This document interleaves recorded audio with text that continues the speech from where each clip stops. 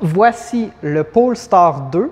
C'est l'édition de lancement, en fait, avec une batterie de 78 kWh puis une puissance de 408 chevaux qu'on a l'opportunité d'essayer aujourd'hui avec la traction intégrale. C'est un véhicule qui nous est gracieusement prêté par le concessionnaire JN Auto à Richmond, qui offre un large éventail de véhicules électriques, puis offre même la location à court terme si c'est quelque chose qui peut vous intéresser. D'ailleurs, ce Polestar 2-là est disponible en version location à court terme, donc si vous voulez l'essayer, allez visiter leur site web, ça sera disponible. Comme d'habitude, si vous pensez qu'on le mérite, on vous invite à vous abonner à la chaîne. Donc, cliquez sur le petit bouton subscribe, puis cliquez sur la petite cloche pour être notifié la prochaine fois qu'il y a une vidéo qui sort. Puis, on vous invite aussi, évidemment, à nous écrire à plusdemillage@gmail.com si vous voulez qu'on essaie votre véhicule, que vous soyez un particulier ou une concession. Alors, Gab, Alex, allons-y. On poursuit avec le Polestar 2. Puis, quand on s'est fait remettre les clés de la voiture, je trouvais que c'était très plastique. C'est comme un petit bloc de plastique rectangulaire de mauvaise qualité. Ça m'a surpris un peu. Puis en fait, quand on compare à la clé du Volvo S60 d'Alexandre, on voit qu'elle est de bien meilleure qualité. Donc ça me surprend que pour un véhicule qui, neuf, se vendait 70 000 $ qu'on en soit avec quelque chose de très plastique comme ça. Mais bon, c'est un détail. Donc on poursuit avec le Polestar 2. Donc, en termes de dimension, puis de look, puis de forme de la voiture, en fait, c'est très similaire à un Tesla Model 3. On comprend que c'est vraiment le véhicule que Polestar veut compétitionner avec le Polestar 2. Donc, c'est un véhicule compact. Ça ressemble un peu à un VUS, un peu à une voiture compacte. Donc, on est un peu entre les deux. Le Polestar 2, en fait, il y a un coffre qu'on appelle en anglais un liftback. Donc, c'est un peu comme en fait, c'est un haillon, plus que c'est un coffre conventionnel. Donc, évidemment, il est électrique, là, ça devient plutôt standard. On a un volume de coffre qui est correct, pas si grand que ça, cependant, sous le coffre. Mais par contre, on a un bon volume en dessous là, du coffre donc pour ranger ces choses. Le volume du coffre, quant à lui, n'est pas très grand. À l'avant du Polestar 2, on a un coffre avant ou un front trunk. Donc, ce qui est quand même particulier, c'est qu'on ne peut pas l'ouvrir avec la clé. Il faut vraiment aller près du compartiment, en fait, dans le compartiment passager. C'est comme si on ouvrait le capot d'une voiture, en fait. On tire sur une languette, puis ça permet d'ouvrir le coffre avant. Puis quand on l'ouvre, on voit qu'il y a assez peu d'espace, en fait. On a notre cric pour soulever la voiture. Il y a un petit diviseur. On peut mettre quelques petites choses, mais il ne rentre pas, ne serait-ce qu'une petite valise carry-on à l'intérieur. C'est assez petit comme espace. Donc, on s'attend à ce que ce soit peu utilisé, en fait, là, en situation régulière. Alors, nous voici maintenant à l'intérieur du Polestar 2. Et écoutez, là, moi, je veux pas dire que je suis biaisé, mais je suis une personne qui apprécie beaucoup les véhicules Volvo. J'en possède même un. Donc, pour moi, c'est un renouveau voir ça, parce que c'est très différent de ce que Volvo offre d'habitude. Alors, je vais vous faire une petite démonstration, puis vous allez voir, vous allez trouver ça super intéressant. Donc, première chose, il y a une chose en concept qui est conservée, c'est un combiné d'instruments complètement numériques, ainsi qu'un écran style tablette juste à côté du conducteur. Voyez-vous, ça, c'est assez traditionnel Volvo, mais par contre, le système d'exploitation utilisé ici, c'est Google Automotive. On ne parle pas de Android Auto ici. On parle de Android/Google Automotive, qui est un nouveau système que Google offre pour les constructeurs automobiles, qui en réalité, tout le système d'exploitation du véhicule est fait, dans le fond, c'est Android. Alors, allons-y, on va y aller rapidement, puis on va passer chacune des fonctions à la loupe. Donc, j'ai dit Google, donc ça veut dire Google Maps. Le système de navigation de ces véhicules, comme une Tesla, c'est Google Maps. Alors, on va juste aller voir là, ici. Là, je vais vous montrer quelque chose. Regardez la rapidité à laquelle ce système de fonction-là fonctionne. On va juste se localiser ici. Là. Regardez là. Regardez la réponse. Et tous les mouvements qu'on est habitué de faire, mettons, avec son téléphone, avec l'application Google Maps, bien, tout se recrée ici. Mettons, on veut naviguer à quelque part. C'est tellement intuitif, là. C'est la première fois que je vois un système de navigation tout aussi intuitif que celui des Tesla. Et évidemment, les cartes viennent de la même source, les deux viennent de Google. Ça, c'est excellent. Ce véhicule-là est équipé d'une caméra 360, donc on avait juste à appuyer sur la caméra ici. Assez simple. Ensuite, le reste est assez traditionnel. On va aller voir les paramètres du véhicule. On appuie sur la petite voiture en haut. Les aides à la conduite, on peut utiliser il appelle ça le One Pedal Drive, même en français. La vitesse rampante, ça c'est lorsqu'on lâche le frein. Donc on peut la mettre à on ou à off. Système de traction, toutes les aides à la conduite, soutien, l'Adaptive Cruise ici. Ça aussi, c'est le système Pilot Assist de Volvo qui est réutilisé dans ce véhicule Polestar-là. Donc c'est Très similaire au Tesla Autopilot de base, là, qui suit les lignes sur l'autoroute, mais qui ne navigue pas à votre place. Donc, ça, c'est assez traditionnel maintenant dans les voitures électriques. Le menu de charge. Cette voiture-là peut recharger jusqu'à 135-150 kW. Actuellement, dans le fond, la voiture est à 90 %, donc on n'a pas de problème avec ça. Et il y a un peu plus d'options ici. Mais le nerf de la guerre se passe dans l'environnement Android. Parce que regardez, si je vais un peu plus loin, dans les petites applications ici, vous voyez là, il y a des applications que l'on reconnaît. L'assistant Google, SiriusXM, la radio, et ici, Google Play Store. On peut effectivement, si on avait une connexion Internet un peu plus fiable, ici, on vous montrera ça plus tard lorsqu'on va être dehors, là, on peut se connecter à Google Play et télécharger des applications. Donc là, on est très, très proche du mariage entre le téléphone intelligent et la voiture. Donc là, on va continuer un peu plus loin dans l'intérieur. On va parler un peu plus de l'équipement physique. Donc, si on regarde le volant ici, bien ça, c'est traditionnel Volvo. À la fin, Polestar est une sous-marque de Volvo. Là, on ne se le cachera pas.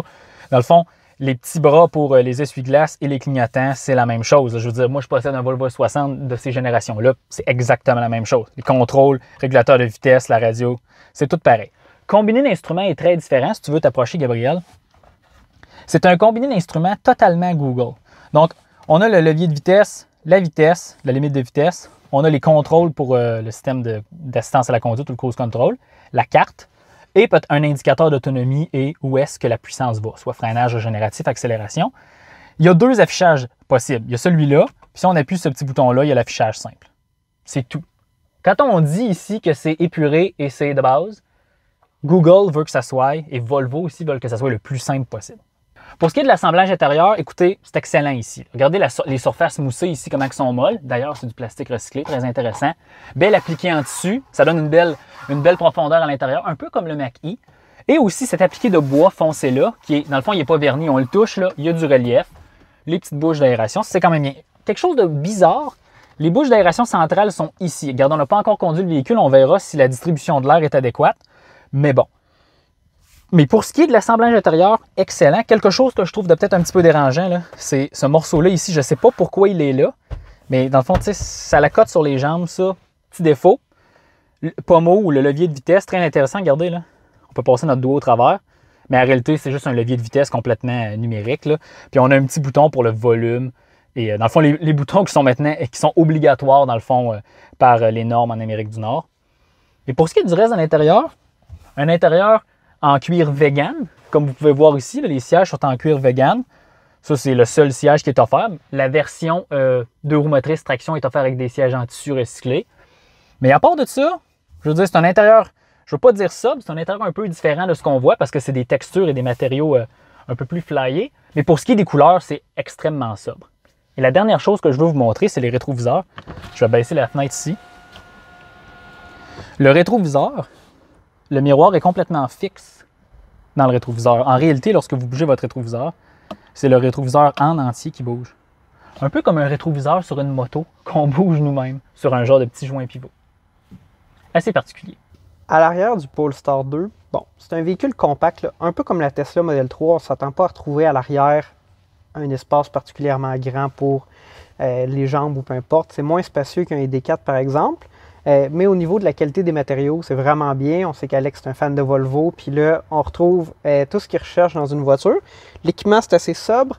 Les prises USB à l'arrière, il y en a deux, mais ce sont des prises USB type C. Donc, un peu comme ce qu'on avait vu dans les D4, là, on voit comme cette transition-là, puis ça apparaît comme nouveau, peut-être intimidant aujourd'hui. C'est rare qu'on ait un fil USB-C à C ou Lightning. Mais ça fonctionne, puis je pense que ça va devenir la norme très rapidement. Bon, il y a un appui brossante avec les portes gobelets, très bien. Mais ce que je note qui est vraiment particulier, c'est que le tunnel à l'intérieur, où se trouverait la batterie dans certains autres modèles Volvo, comme le XC40 Recharge, est immense. C'est le plus gros tunnel que j'ai jamais vu dans une voiture, qui fait environ 20 cm de haut. Donc, confortable pour 2 personnes à l'arrière, mais la troisième seulement un court trajet. On a aussi dans le Polestar 2, ou du moins dans cette version-là, un toit en verre panoramique qui est immense. Donc, ce n'est pas un toit qui rouvre, il est teinté, mais on a vraiment une grande vue de l'extérieur. Il y a même une projection de logo Polestar à l'avant. On va vous montrer ça après ça dans la vidéo. Mais ça donne vraiment une impression de grandeur. Ce n'est pas un véhicule qui est très gros, mais c'est très ouvert comme cabine à cause du toit panoramique. On est présentement à bord du Polestar 2, puis on a voulu faire un essai de recharge rapide aujourd'hui, puis de se mettre dans les meilleures conditions. Fait qu'on a roulé pendant environ 1 heure avec une destination qui était assez loin, puis une borne de recharge rapide sur notre chemin pour préconditionner la batterie. Puis quand on a démarré, bon, il faisait très froid aujourd'hui, il faisait environ -20, mais on a vu qu'il y avait un petit flocon à côté de la batterie, puis au fur et à mesure qu'on roulait, la batterie s'est réchauffée. On n'a pas d'indication de la température, mais le petit flocon est disparu. Puis quand on est arrivé à la borne de recharge rapide où on est connecté aujourd'hui à Bromont, Alex? On était à Offord, à la halte de service. On était à la halte de service de Offord. On voulait se connecter à une borne 350 kW. Il y en a une ici, mais pas encore en service, ou du moins pas en service en ce moment. Donc, on est allé sur une borne 100 kW du circuit électrique. Puis on est très rapidement venu à charger à, vous voyez, 82 kW. Donc, en ce moment, on est environ aligné là, sur les courbes de recharge attendues pour cette voiture-là en fonction du pourcentage de batterie qu'on avait et tout. Je pense qu'à la limite, en fait, là, c'est environ 400 volts là, qui est le maximum que la voiture peut prendre, alors que la borne pourrait fournir 100 kW à 500 volts. Mais essentiellement, c'est très bien. Là. Ça a démarré très rapidement, a chargé très vite. Beaucoup plus qu'avec certains autres modèles qu'on a essayé. Pas autant que le Tesla Model 3, mais c'est quand même super bien, ça s'est bien passé. Puis, on a la version 1.7 du système de la voiture qui préconditionne la batterie, en fait, pour la recharge rapide. Donc, on a mis toutes les conditions de notre côté, puis ça fonctionne bien. Puis, encore une fois, avec les bornes de circuit électrique, là, tout a été très rapide, sans friction. On va essayer si le système de navigation est capable de planifier des arrêts de recharge rapide et si c'est convivial et aussi si la logique d'itinéraire est intéressante, parce qu'à la date, ce qu'on a vu, c'est que Tesla, c'était excellent. Voyons voir si le Polestar 2 avec Android Automotive est capable de le faire. Donc, on est sur Google Maps, voyez-vous, ça c'est assez encourageant déjà. On va faire comme d'habitude, Toronto. Regardez, ce que j'aime, c'est la rapidité du système. Voyez-vous, là, c'est comme sur un téléphone. Évidemment, on va arriver à 0. OK? On va ajouter des arrêts. OK, donc on a un trajet total de 8h31 minutes, 670 km. Fait qu'en voiture, c'est un trajet de 6h45, mettons. Voiture à essence, excusez-moi. Une recharge de 30 minutes, une recharge de 15 minutes, une recharge de 20 minutes, une autre recharge de 30 minutes. OK, il y a beaucoup d'arrêts de recharge. Dans le fond, c'est assez simple, là. Température extérieure et faible autonomie de cette voiture qui est d'environ, Gabriel, si je ne m'abuse, 340 km, 360 km selon le gouvernement canadien. Ah, il me fait un signe de oui, fait que c'est ça. D'où pourquoi, mais par contre, ça a pris des bornes de 350 kW. Si on clique ici, voyez-vous, là, très rapide. Là, ça, c'est la borne Shadomo, là, mais l'interaction avec les bornes de recharge, toute l'information qu'on retrouve dans le système Tesla, on retrouve la même information ici, le temps, les bornes. On peut en ajouter soi-même au besoin si on a des trucs qu'on préfère aller à d'autres endroits, mais pour quelqu'un qui embarque dans la voiture et qui ne l'a jamais utilisé, c'est très, très simple. Donc, super. Donc, au volant du Polestar 2. Je vais être honnête avec vous, ça doit faire depuis la sortie du Polestar 2 que je veux en conduire un. Bon, évidemment, parce que je possède un véhicule de la famille Volvo, puis pour moi, c'est comme un chemin naturel d'aller vers une voiture électrique que ce constructeur leur fait, mais peu importe, pas de biais ici, là, juste comment que ça se conduit. Donc, ce véhicule-là est assemblé sur la plateforme CMA Volvo, donc c'est le Volvo XC40 en réalité, puis c'est pas une blague, là. Ça c'est la plateforme du Volvo XC40, on reconnaît beaucoup de composants ici. Malgré tout, c'est une belle intégration pour un véhicule électrique, là, c'est pas trop compromis. L'autonomie serait le plus gros compromis, je vous dirais, là, à cause de la plateforme qui n'est pas dédiée à un véhicule électrique. Côté d'une route, donc là on est dans le modèle 4 roues motrices, 2 moteurs, 408 chevaux, là, 300 kW. Pour ce qui est de la puissance, là, ça avance, ça tire en masse. Je pense que personne qui va dire « Oh, OK », mais je pense que le Tesla Model 3 Long Range, malgré qu'il y a moins de puissance, tire plus. Beaucoup plus léger. Regardez, là, on accélère sur l'autoroute, ça y va, là. Là, on est rendu à la limite de vitesse. OK. Pour ce qui est confort de roulement, beaucoup plus dur que le Tesla Model 3, beaucoup plus dur que le Volkswagen ID4, malgré que ce n'est pas le même format de véhicule. Donc, c'est très, très dur. Même, dans le fond, moi, mon Volvo a des roues de 19 pouces, c'est la version Air Design. Moi, je le trouve dur. Fait que là, ça se ressemble beaucoup au Volvo S60 que je possède. Très, très dur. Puis, il y a du roulis en virage. Donc, malgré que steering feel, comme je dis souvent, est bon, c'est précis, ça tangue en virage un peu plus que ce que je l'aurais pensé. Quand j'y vais, je me compare à une Tesla. Puis, on sent que le véhicule est plus lourd. Ben, il est très lourd, mais tu sais, la Tesla ne laisse pas présager cette sensation de... Donc, mon constat, c'est que j'aimerais bien essayer la version traction, la version single motor que Polestar vend, parce que elle est beaucoup plus légère, plus d'autonomie. Donc, ça serait peut-être intéressant à voir. Mais somme toute, ce n'est pas une voiture avec une mauvaise conduite. C'est juste que je crois qu'en ville, c'est un peu trop ferme. Mais somme toute, Si vous êtes une personne qui possède un Volvo actuellement et vous allez vers ce véhicule-là, surtout si vous conduisez les générations récentes là, de 2018 en montant, vous verrez aucune différence. Là. La mémoire musculaire est toute là. Moi, tous mes contrôles sont exactement au même endroit. C'est très facile à utiliser. Fait que pour ces gens-là, numéro 1, mais même pour n'importe qui, Gabriel aussi, très intuitif pour lui. Donc ça, c'est du très beau travail. Très similaire à ce que Tesla fait, mais l'ajout d'un combiné d'instruments, ça l'aide beaucoup. Je conduis présentement le Polestar 2 avec son mode de conduite semi-autonome ou de régulateur de vitesse adaptatif qui s'appelle Pilot Assist. Donc, c'est un système qui est basé sur caméra et radar, contrairement par exemple au Tesla Autopilot qui est basé par caméra seulement. C'est un système qui va utiliser les caméras pour voir les lignes sur la route, puis le radar pour évaluer la distance avec le véhicule en avant. Puis pour ce qui est d'adapter la vitesse aux courbes qui arrivent, par exemple, il va utiliser uniquement la carte, donc la position GPS du véhicule. Pour faire ça, il ne va pas regarder ce qui se passe sur la route là, pour s'ajuster en conséquence, comme le ferait le Tesla Autopilot. Donc c'est un système qui est à peu près au niveau du ID4, peut-être un peu inférieur au Tesla Autopilot, mais qui fonctionne quand même bien. Pour ce qui est de la tenue en main du volant, là, évidemment, on nous demande de garder les mains sur le volant.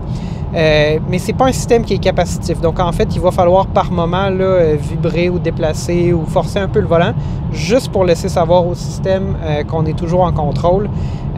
Donc, moi, j'ai hâte d'essayer des véhicules là, comme... je crois que c'est le Super Cruise de GM qui va vérifier si tu gardes les yeux sur la route plutôt que de vérifier que les mains sont placées sur le volant. Mais bon, c'est très fonctionnel, là, ça fonctionne. C'est un système qui a des limites, mais qui est très acceptable. C'est ce qui conclut notre essai du Polestar 2 dans sa version de lancement à traction intégrale. On remercie JN Auto de nous avoir permis d'essayer ce véhicule-là. Ils sont localisés à Richmond. Alexandre, je pense que c'est une alternative intéressante au Model 3. Qu'est-ce que tu en penses? Absolument, parce qu'avec le modèle de base à simple moteur, autour de 47 000 a accès à la subvention 8 000 du gouvernement du Québec. C'est maintenant déjà beaucoup moins cher que le Tesla Model 3 puisque le prix a été augmenté. Le temps nous le dira si ça va devenir extrêmement populaire au Québec. Moi, je pense que c'est un véhicule très compétitif dans sa catégorie. Alex, on se dit à la prochaine.